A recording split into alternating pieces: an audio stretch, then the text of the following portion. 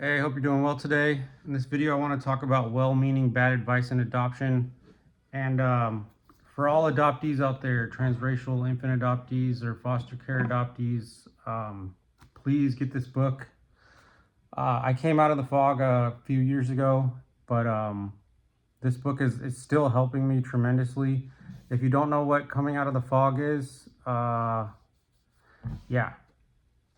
it is basically believing well-meaning bad advice. So let's get into it. Well-meaning bad advice in adoption refers to suggestions or guidance offered to adoptees, birth parents, or adoptive parents with good intentions, but that ultimately oversimplifies, invalidates, or harms their experience. It often stems from lack of understanding of the complexities of adoption and a desire to provide quick fixes or maintain a positive narrative. Examples of well-meaning bad advice in adoption. To adoptees: be grateful you were adopted. Now, this is intended as encouragement. This advice dismisses the adoptee's feelings of grief, loss, or identity struggles, implying they should suppress these emotions because they should be thankful. Your adoptive parents are your real parents, so don't worry about your birth family. While meant to reassure, this can invalidate an adoptee's curiosity or longing to connect with their roots or identity. Number 2, to birth parents: you did the right thing. Now you can move on with your life.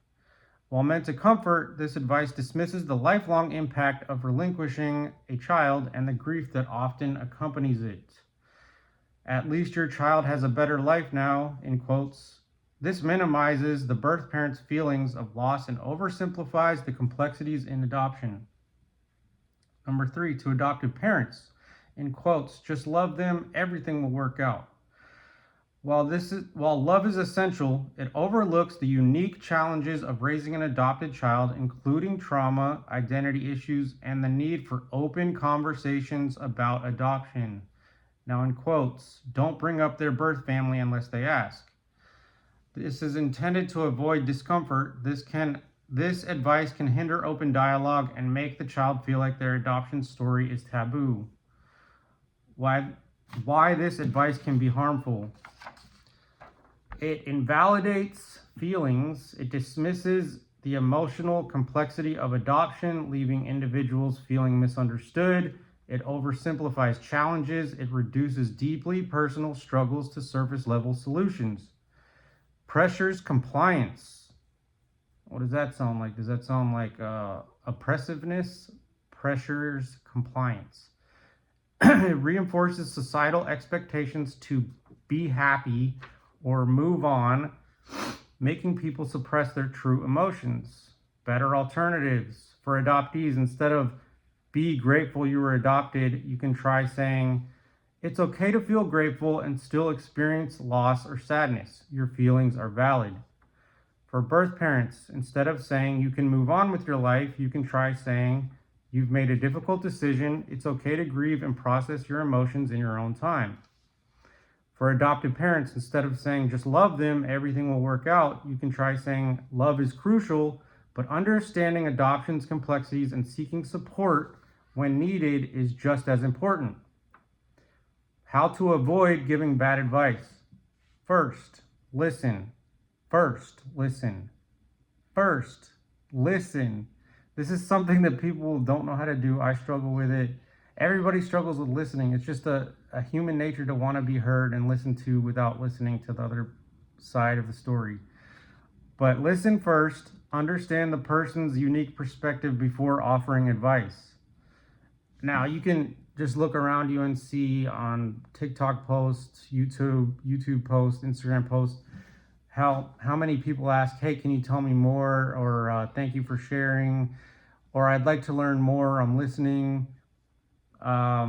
Just look for yourself. Number 2, acknowledge complexity. Recognize that adoption involves both joy and loss.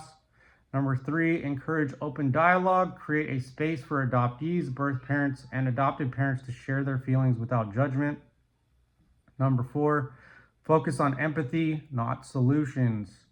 Offer support and validation rather than quick fixes. A lot of small children adoptees do not get this. Small children as adoptees do not get this. They're told how to think and feel. And then what does this lead to? It leads to adoption fog. Now, by focusing on understanding and empathy, well-meaning intentions can lead to genuinely helpful advice and support. Really hope this helps. Adoptees, please educate yourself. Please read these books. An educated, well-informed adoptee about the industry, about the 7 core issues of adoption, about maternal separation, and everything that comes along with adoption is a very powerful, empowered adoptee. So please educate yourself. Look into the history, listen to adoptee stories, and just let's get educated.